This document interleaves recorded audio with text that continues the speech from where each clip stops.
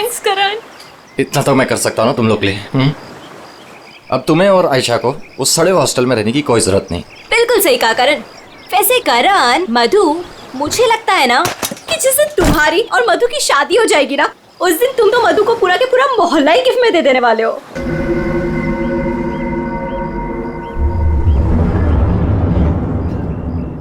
लगता है सामने वाले घर में कोई रहता है।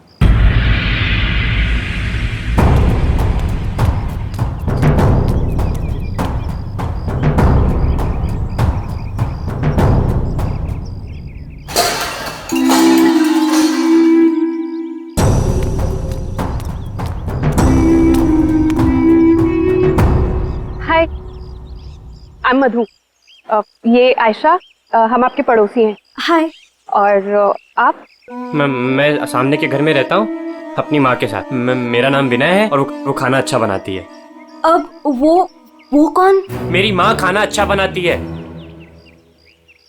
तुम कौन हो? मैं करण हूँ, मधु का बॉयफ्रेंड। बॉयफ्रेंड गर्लफ्रेंड बॉयफ्रेंड गलत बात है। नहीं, माँ ने कहा है बॉयफ्रेंड गर्लफ्रेंड, गलत बात है। विनायक,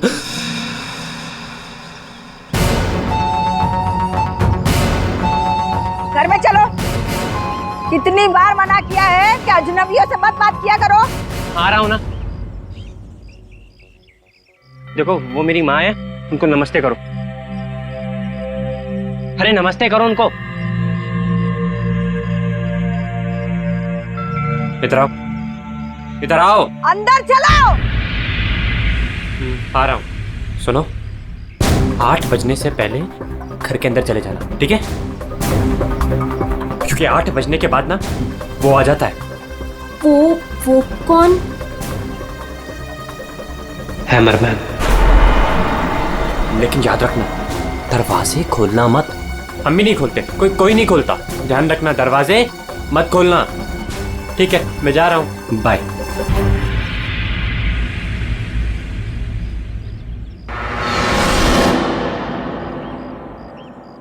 दिमाग खराब है इसका यार। इसकी माँ से बांध कर क्यों नहीं रखती है? क्योंकि उसकी माँ भी तो उसकी तरह अजीब ही है एक्चुअली। चलो सामान रखते हैं। यू आर ऑलराइट ना? या, आई एम फाइन।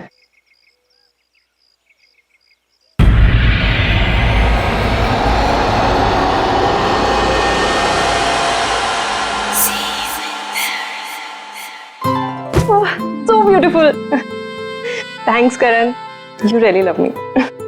अच्छा गाइस, सुनो ना, हम ना यहाँ पर एक कल गेट टुगेदर पार्टी करते हैं। व्हाट से? हाँ, कुछ भी करो यार, ये घर तुम्हारा ही है। और ये रही घर की चाबियां। एक सेकंड, एक चाबी मैं रख लेता हूँ, क्या पता कब जरूरत पड़ जाए। आयशा, एक चाबी तुम भी रख लो। ये लो। थैंक्स। ओह नो, क्या हुआ? 6:40 हो गए।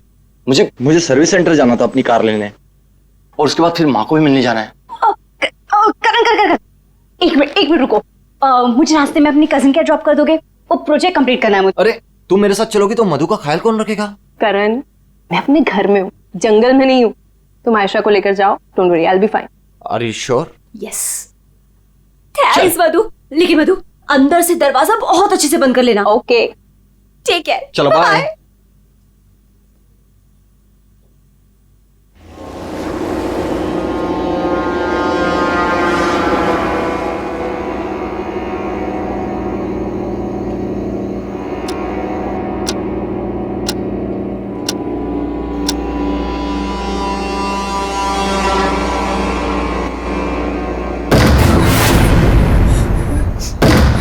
कौन है? कौन है वहां? दरवाजा खटखटाना बंद करो। डरती नहीं हूं मैं।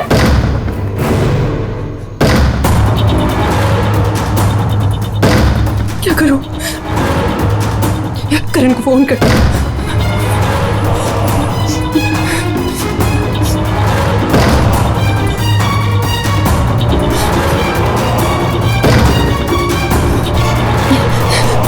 करण का फोन स्विच ऑफ जा रहा है। आयशा को फोन करती हूँ।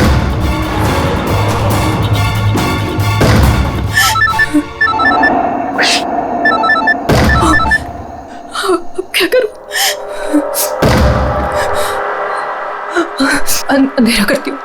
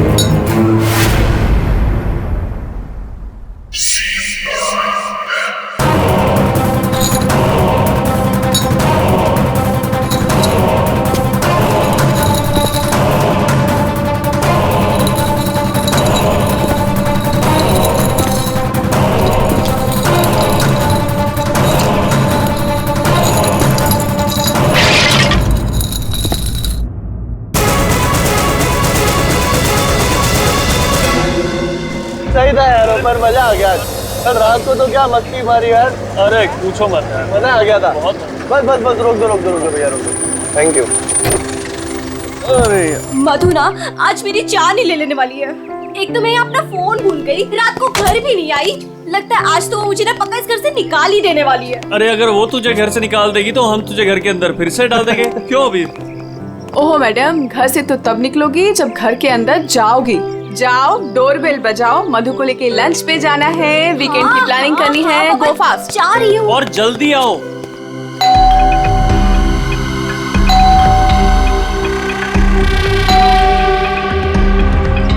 लगता है ना मैडम अभी तक सो रही है, दरवाजा ही नहीं खोल रही है। आयशा, तेरे पास इस घर की एक्स्ट्रा चाबी है ना?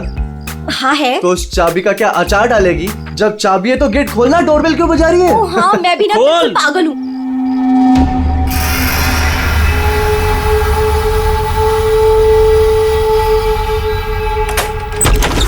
मधु, अरे मधु, कब तक सोएगी? उठ मधु,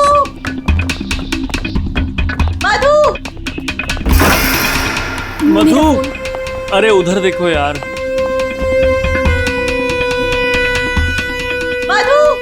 मधु बाथरूम में भी नहीं है। अरे वो तो बाहर भी नहीं है यार। यार ये मधु कहाँ चली गई है?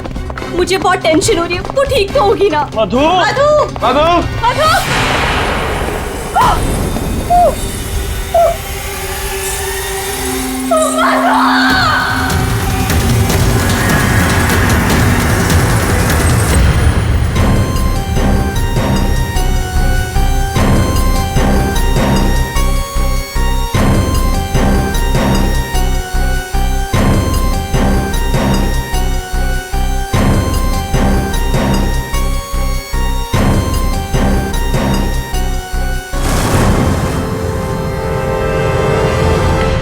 Abhijit,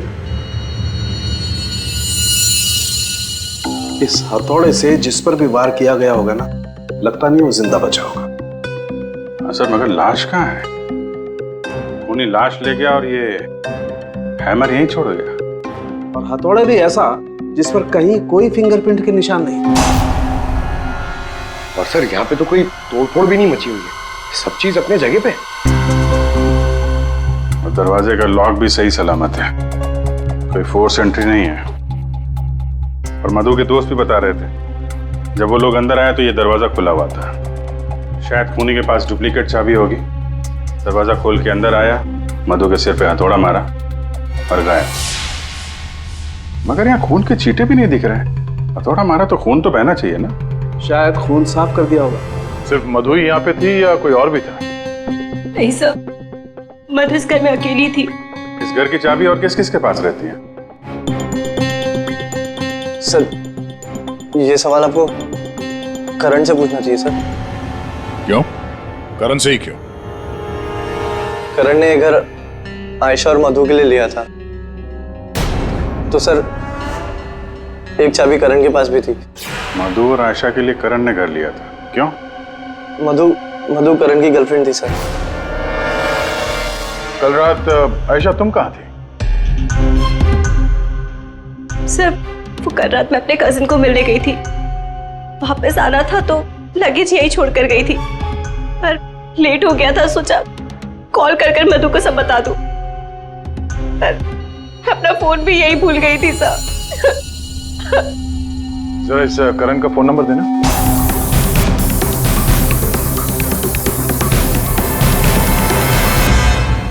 sir of. वो मेरे पास उसकी मम्मी का नंबर है। कल करण जब मुझे कजिन के यहाँ छोड़ने गया था तो कह रहा था कि वो घर जा रहा है मम्मी के पास।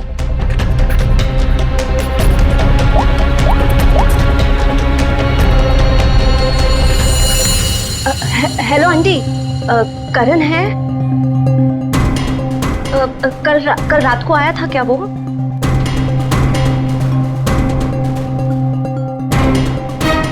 नहीं आंटी, कुछ नहीं, हो सकता है मधु के यहाँ गया हो। मैं आपको बाद में कॉल करती हूँ। तो करण कल रात अपने घर भी नहीं पहुंचा और यहाँ भी नहीं आया। सर मुझे आपको एक बात बतानी थी। वो हमारे नेबर्स जो है ना, उन्होंने कहा था कि यहाँ पर एक हैमर मैन आता है रात को, तो कहीं उसने तो कुछ नहीं कर दिया। Hammer man? किसने बताया तुम्हें? ये कौन है? विनय बेटा, कोई आ रहा है? हाँ माँ, कोई याद हो रहा है।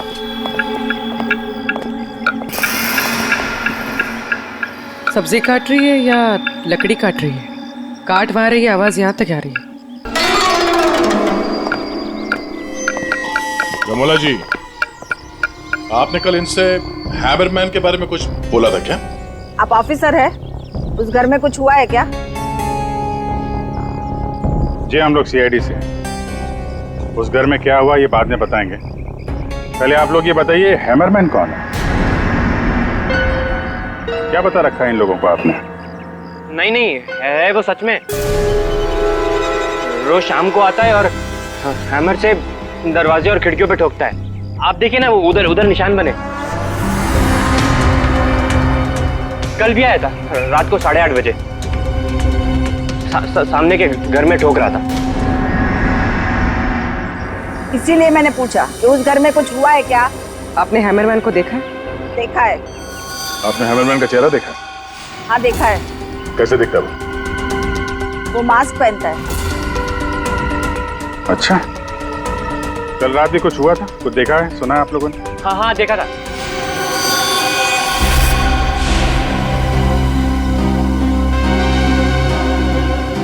रमोला जी, अभी आंख दिखाने से कोई फायदा नहीं। बोलो, क्या देखा था तुमने? कल रात 8:30 बजे मैंने खिड़की से देखा कि बस फिर मैंने नहीं देखा। माँ ने खिड़की बंद कर दी। एक आदमी और एक औरत। वो आदमी तो करण हो सकता है। और सर वो औरत? करण की कोई साथी? दोनों अंदर गए, मधु का खून किया और लाश लेके पीछे के रास्ते से निकल गए। एक बार पीछे की तरफ देख लेते हैं। आप लोग यहीं पे रुकिए। पूर्वी, इनसे हैमरमैन का स्केच बनवाओ। पीछे के दरवाजे से वही घुसेगा जिसे अपने पड़ोसियों की नजरों से बचना होगा। वो नहीं होगा जो मधु को लेकर निकल गया।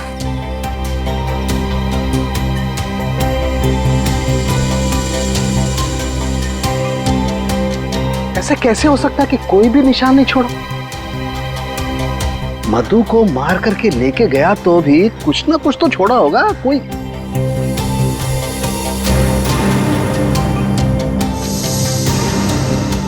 एक मिनट, ये क्या है?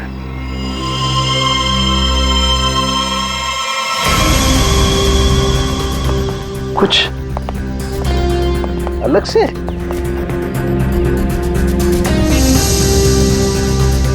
नी मिट्टी यहाँ पे?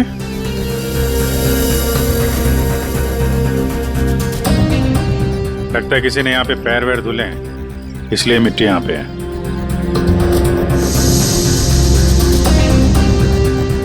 अभिजीत, ये मिट्टी में जो है ये बहुत खास है। ये देखो, इस मिट्टी में एल्गी है। शैवाल? शैवाल एक तरीके की काई होती है, और ये काई यहाँ की मिट्टी में नहीं हो सकती। ये तो ऐसी मिट्टी में होगी जो पानी वाली जगह होगी, कोई तालाब, कोई झील, कुछ ऐसा। झील, तालाब? ये तालाब है जो मधु के घर से सबसे नजदीक।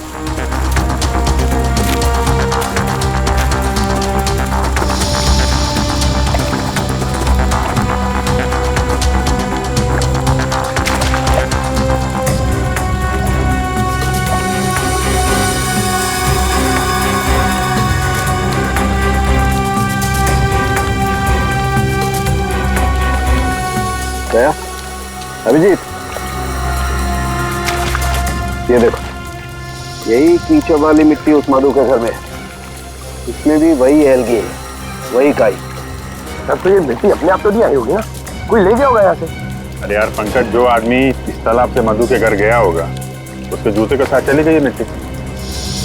अब गया तो वही होगा जिसके पास मधु के घर की चाबी थी।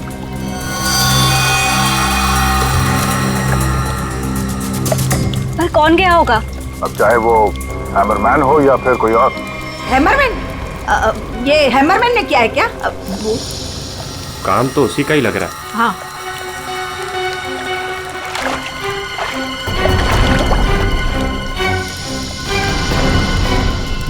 हाँ, वहाँ नीचे कुछ दिख रहा है।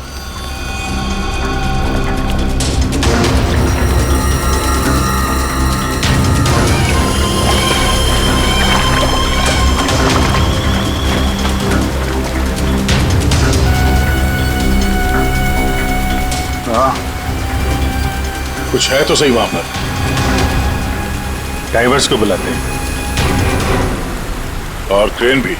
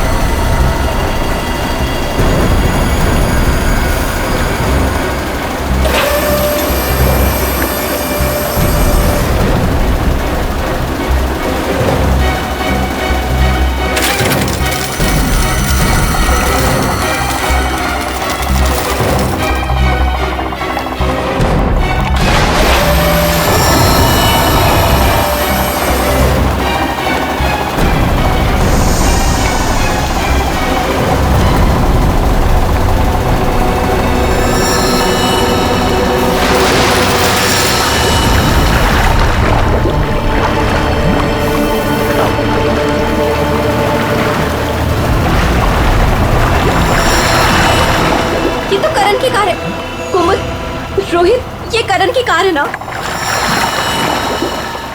कुमुद, रोहित, ये करण की कार है ना? पर करण अपनी कार इस तालाब में क्यों फेंकेगा? हो सकता है हैमरमैन लेकर आया हो। करण की कार का नंबर और इस कार का नंबर दोनों सेम है।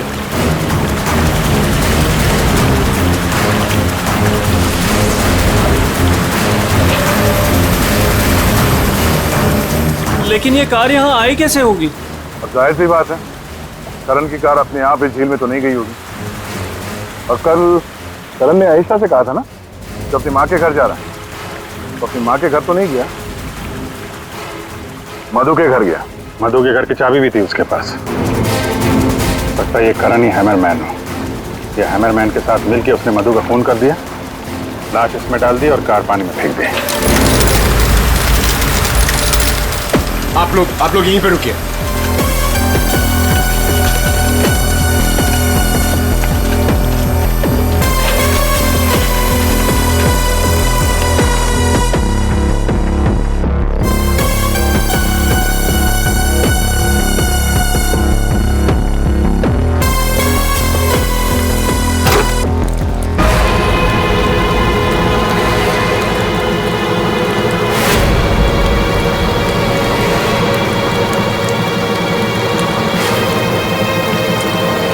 ओह नो, ये तो करण है।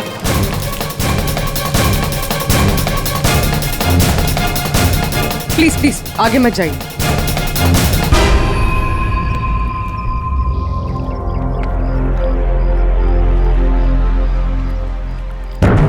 खोपड़ी बुरी तरह से टूट गई है, किसी भारी चीज से वार किया है। थोड़े से ही मारा होगा, हैमरमैन ने मारा है। सर मतलब हैमरमैन ने करण को मारकर लाश गाड़ी में डाल दी और गाड़ी तालाब में फेंक दी। फेंका नहीं पूर्वी, इधर ढलान पे धक्का दिया और गाड़ी सीधा झील में। सर मगर अगर गाड़ी को धक्का मार के वहां तालाब में डाला है तो फिर ये नॉर्मल पतला दुबला आदमी नहीं होगा सर, ये हैमरमैन बहुत तगड़ा होगा सर, हट्टा कट्टा। या फिर दो लोग होंगे। अब ये करण तो मिल गया, मधु को ढूंढना है।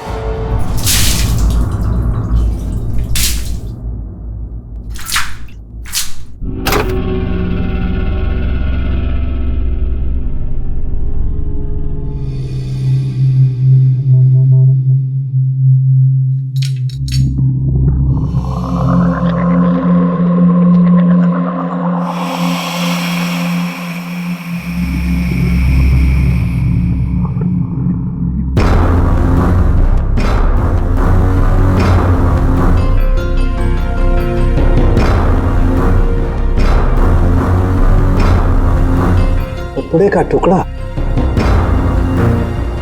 इस कपड़े के टुकड़े का रंग करण के कपड़े के टुकड़े से तो मैच नहीं करता है, तो शायद ये खूनी का होगा। सर क्या होता रहेगा? सर इस कपड़े के टुकड़े के अलावा और भी ऐसा कुछ है जो हमें बहुत कुछ बता सकता है। अंगूठी डायमंड की है, लगता है कार चलाते समय गियर बदलते वक्त गिर गई होगी।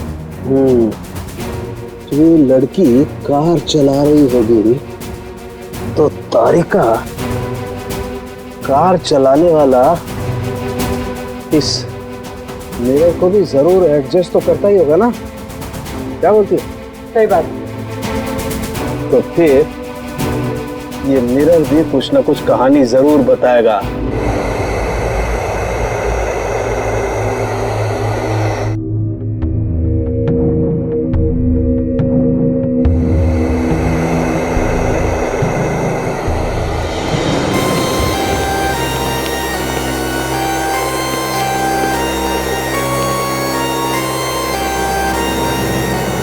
शीशे के बाल सुखा रहे हैं क्या? पूरा शीशा सुखा रहा हूं। जब ये सूख जाएगा ना बहुत कुछ बोलेगा, लेकिन फिलहाल ये करण ने और अंगूठी ने जो बोला है वो सुन लीजिए। इस हथौड़े पर जो खून लगा है ना, बस ये करण के खून से मैच होता है। मधु के घर में करण की ही हत्या हुई। और सर ये हीरे की अंगूठी मिली हमें उस गाड़ी में से, ड्राइवर सीट के नीचे पैरों के पास। ये अंगूठी? ये तो मधु की है। हाँ सर, हमने मधु के घर से उसके कुछ फोटोग्राफ्स लिए थे, उसमें मधु ने यही अंगूठी पहन रखी। इसका मतलब वो कार झील तक मधु चला कर लाई और इसीलिए वो अंगूठी कार में गिर गई। तो क्या करण का खून मधु ने किया? नहीं दिया, मुझे नहीं लगता। ये चक्कर कुछ और ही है। अगर ये अंगूठी मधु रेगुलरली पहना करती थी तो इतने आसानी से उंगलियों से निकलेगी ही नहीं ना, वो गिरेगी ही कैसे? वो तो जरूर वहां पर जानबूझकर डाली गई थी ताकि सारा शक मधु पर जाए और हम मधु के आसपास ही घूमते रहे। और सर मधु का भी अभी तक कुछ अता पता है नहीं। लो भाई, इस शीशे ने भी मुंह खोल दिया है। ये देखिए, इस पर बहुत सारी उंगलियों के निशान हैं। मधु यहाँ पर है नहीं, वरना उसकी उंगलियों से मैच करके देख। कोई बात नहीं सर, जब मधु मिल जाएगी तो मैच कर लेंगे। काम करते हैं, 7 बजे से लेकर 9 बजे तक ये करण कहाँ था इसके डिटेल्स निकालते हैं। अपने आप सब कुछ पता चल जाएगा। तो करण का सेलफोन डेटा जो हमें मिला उससे ये पता चलता है कि करण और आयशा 6:44 पर मधु के घर से निकले थे और उसके बाद 7:15 पर करण ने आयशा को ए ब्लॉक पालिन चौक ब्लू पार्क पे ड्रॉप किया था और वहां से करण को जाना था अपनी माँ के घर बराली, लेकिन वहां ना जाकर ये वापस मुड़ता है और मधु के घर की तरफ आता है और उसी रास्ते में 5 किलोमीटर तक जाने के बाद सर करीब 7:30 बजे जेसी मार्केट फुलवाड़ी में वो रुकता है और यहाँ पे एक और नंबर आके उससे मिलता है सर और ये नंबर करण के साथ करीबन 10 मिनट तक रहता है और उसके बाद वो नंबर गायब हो जाता है और वहां से करण मधु के घर पहुंचता है 8 बजे और 8:40 पर उसका फोन बंद हो जाता है। दूसरा नंबर किसका है जो करण से जेसी मार्केट में मिला था? सर रोहित का। रोहित, तुम करण का खून होने से पहले उससे मिले थे पूरे 10 मिनट के लिए, क्यों? सर मैं अपने दोस्त की मौत से बहुत ज्यादा डरा हुआ था सर, और मुझे समझ में ही नहीं आ रहा था कि मैं कैसे रिएक्ट करूं, क्या बोलूं। वो तो अचानक से उस दिन मैं उसे जेसी मार्केट में मिला, मैंने सडनली उसे वहां देखा। अरे करण, हे रोहित, कैसा है यार? कैसा है मेरा भाई? अरे तू यहाँ इस खिलौने की दुकान में क्या कर रहा है यार? तुझे यहाँ क्या जरूरत पड़ गई आने की? अरे बस ऐसे यार, किसी के लिए सरप्राइज ले रहा था और उसे सरप्राइज ही रहने दे। अच्छा सरप्राइज? चल यार, मुझे थोड़ी जल्दी है। कल मधु के इधर तू आ रहा है ना पार्टी में? हाँ कल आ रहा हूँ ना। लेकिन तू जा कहाँ रहा है? बस यार थोड़ा जल्दी में हूँ। अरे मैं तुझे छोड़ देता हूँ, चल मेरी कार पार्क है यहाँ, तू कल मिल मुझे। अच्छा चल, सी यू, बाय। और मेरे लिए तो ये सरप्राइज की बात थी सर, क्योंकि मैं उससे 2 महीने बाद मिल रहा था। ठीक है, तुम जा सकते हो, लेकिन जब तक इस केस की तहकीकात पूरी नहीं होती तुम ये शहर छोड़कर कहीं नहीं जाओगे। जाओ।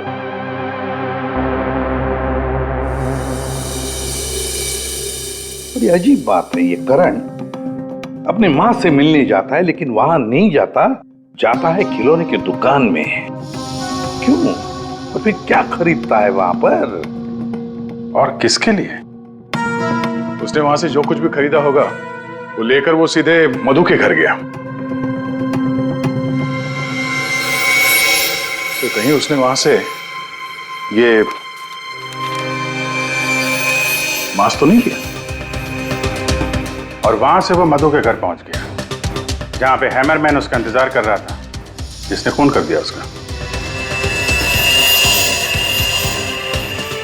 अब ये तो कुमुद ही बता सकती है। कुमुद?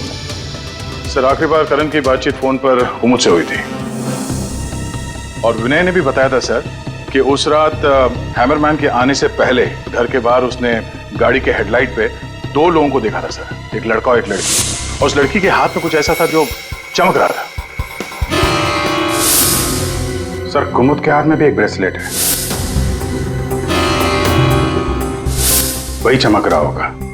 ये कुमुद और करण होंगे घर के बाहर।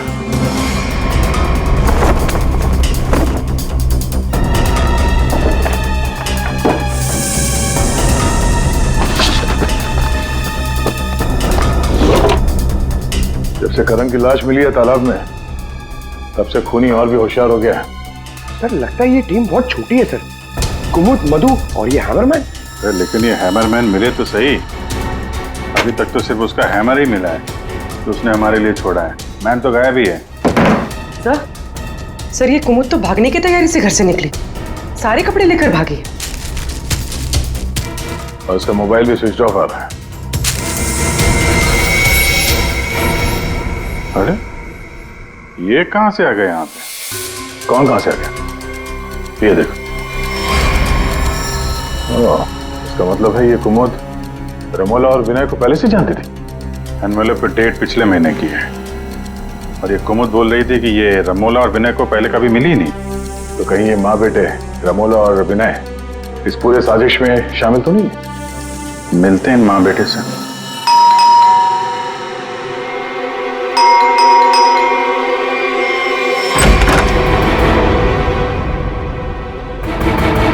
पूरी पंकज घर की तलाशी लो, देखो कोई है क्या अंदर।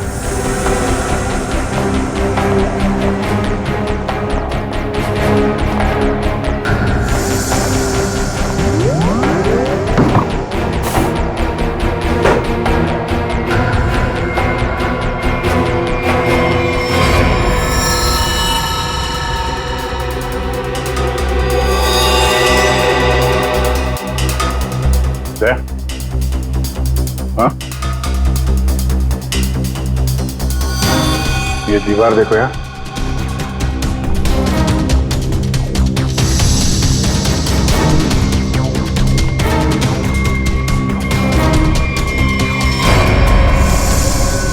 पेंट अभी ताजा है।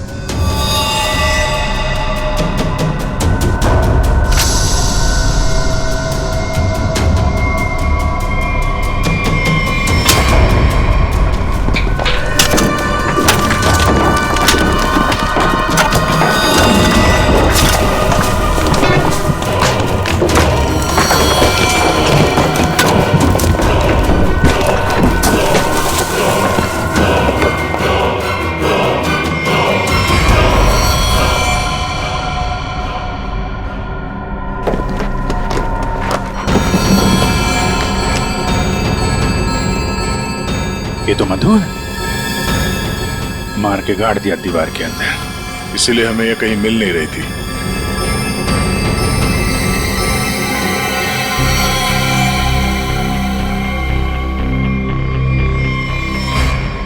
सर इसे भी हथौड़े से मारा।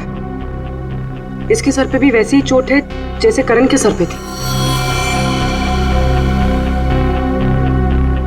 यार ये जो कुछ भी हुआ है कल रात 8:30 बजे के बाद ही हुआ है। बारिश के दिनों में ये दीवार इतनी जल्दी सूख कैसे गई? इस दीवार के प्लास्टर को सुखाने के लिए कहीं से हीटर या इंडस्ट्रियल हीटर मंगाया होगा। सर अभी यहाँ पे रास्ते पे मोड़ पे मैंने एक वो जो इंडस्ट्रियल इक्विपमेंट भाड़े पे देते ना सर, उसकी दुकान देखी थी सर। जाके पता करो। टोनी है बहुत चालाक, अच्छी प्लानिंग कर रखी थी। इसको मालूम था कि मधु यहाँ सामने वाले मकान में रहने आने वाली है। और यहाँ पे हैमरमैन होने का अफवाह फैला दिया ताकि शक उस पे नहीं हैमरमैन पे जाए।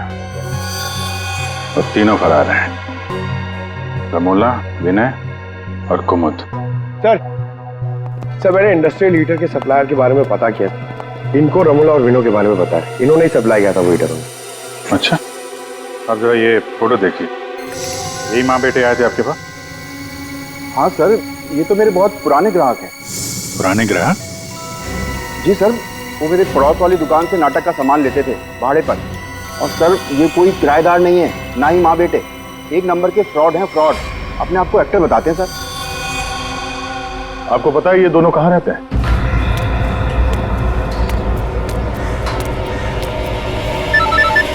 तो निकल, मैं मिलता हूँ। हाँ चल मिलते हैं। हेलो, मैं चंपा बोल रही हूँ, चाय पानी फिल्म से। हाँ जी बोलिए ना। आपकी एक्टिंग के इतने चर्चे सुने हैं और आपका नंबर मुझे इतनी मुश्किल से मिला है। बस हमने डिसाइड कर लिया है, हम आपको अपनी अगली फिल्म में लॉन्च करेंगे। लॉन्च करेंगे मुझे? मतलब आखिर आपने मेरा टैलेंट पहचान ही लिया? हाँ, अब 1-2 दिन में शूटिंग शुरू हो जाएगी। बस एक प्रॉब्लम है, आपकी बड़ी बहन के कैरेक्टर के लिए कोई अच्छी एक्ट्रेस मिल नहीं रही। बस वो कंफर्म हो जाए तो हम शूटिंग शुरू कर देंगे। अच्छा बड़ी, अरे है ना, बड़ी बहन है। मैं आपकी प्रॉब्लम सॉल्व करता हूँ। अरे वाह, आपने तो मेरी टेंशन ही खत्म कर दी। आप अपनी गली के बाहर आ जाइए, मैं गली नंबर 7 पे खड़ी हूँ। अरे तेरी, अरे मौसी बाहर निकलो। क्या है? अरे बाहर निकलो। क्या हुआ? अरे अपनी किस्मत खुल गई, रोल मिला है अपने को। रोल? हाँ। कौन दे रहा है? कहाँ? अरे बाहर खड़े हैं ना गली के, तुम चलो मेरे साथ। चलो चलो चलो।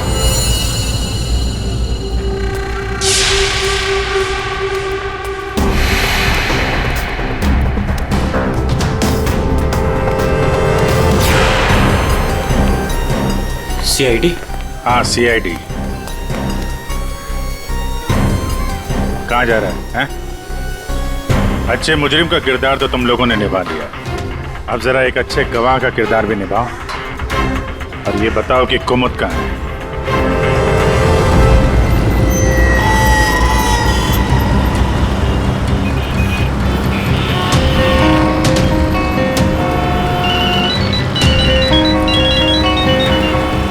अरे तुम यहाँ हो, मैंने ध्यान ही नहीं दिया। तुमने क्यों कॉल किया मुझे? सब जानते हो फिर भी।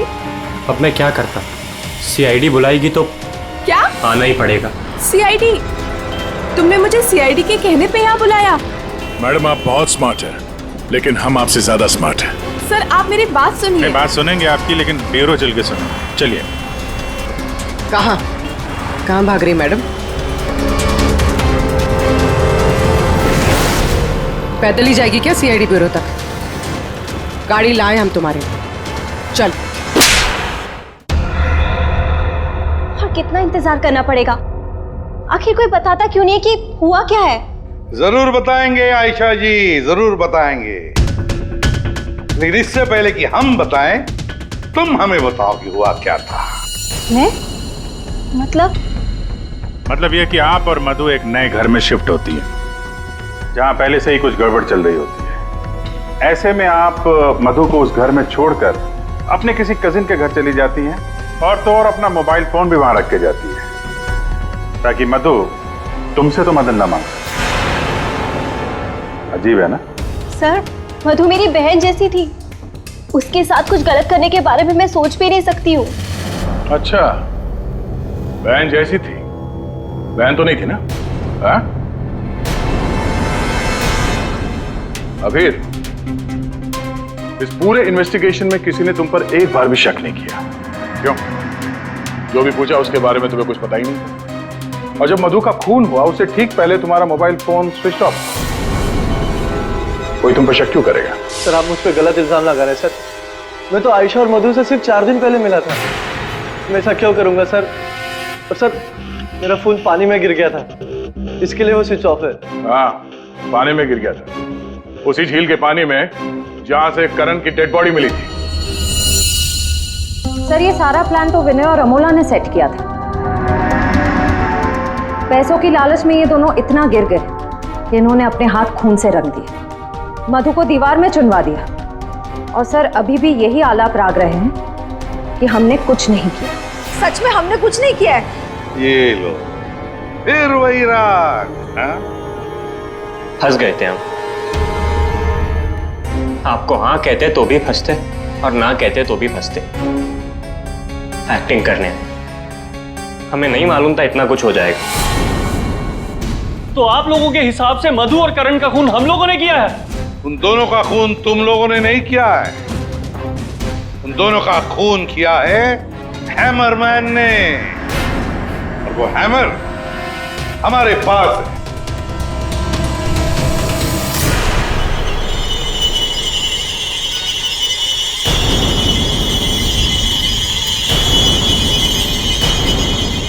कुमुद, ये कहाँ थी? ये हैमर छुपाने गई थी, हमने ढूंढ निकाला, है ना?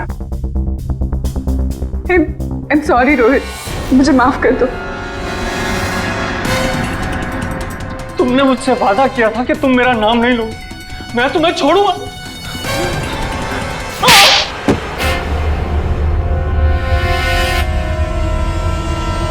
हाँ मैं हूँ हैमरमैन। क्यों मारा तुमने उन दोनों को? वो दोनों तो तुम्हारे दोस्त थे ना? कोई दोस्त नहीं, कोई प्यार नहीं, वो दोनों धोखेबाज थे। मधु 5 साल से मेरी गर्लफ्रेंड थी, और 5 मिनट में उसने मुझे लात मार दी उस करण के लिए। जानते हैं क्यों? क्योंकि उसके पास पैसा था, और उसी समय मैंने डिसाइड किया कि मैं उससे बदला लूंगा, उन दोनों से। तुमने इसका साथ क्यों दिया?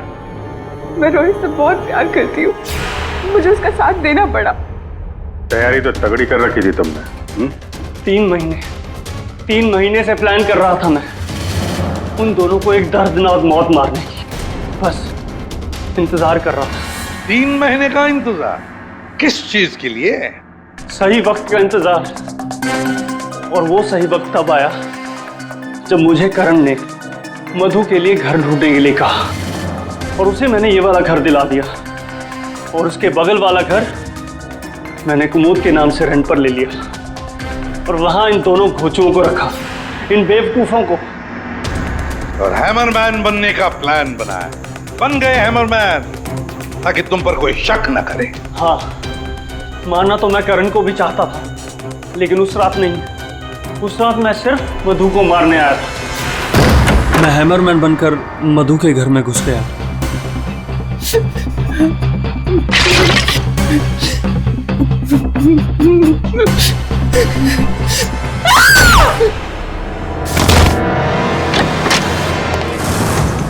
और मुझे इस बात का बिल्कुल भी अंदाजा नहीं था कि करण भी वहां पर आ जाएगा। वो मधु के साथ मजाक करने आया था, नकली हैमरमैन बनकर। उसने मास्क, जब मैंने उसे मार दिया तब मुझे पता चला कि वो दरअसल करण ही था। मैंने कुमोद, रमोला और विनय की मदद से दोनों लाशों को ठिकाने लगा दिया। रोहित जी, ये हथौड़ा हमें ना भी मिलता ना, तब भी तुम बच नहीं सकते थे, क्योंकि करण और मधु ने मरने के बाद भी हमें बताया कि खूनी तुम हो। रोहित, कुमुद, रमोला और विनय, तुम सबने मिलकर मधु और करण का खून किया है। अब जेल में बैठकर हैमरमैन की नई नई कहानियां सुनाते बैठना इन सबको, तब तक फांसी का ऑर्डर तो आ ही जाएगा।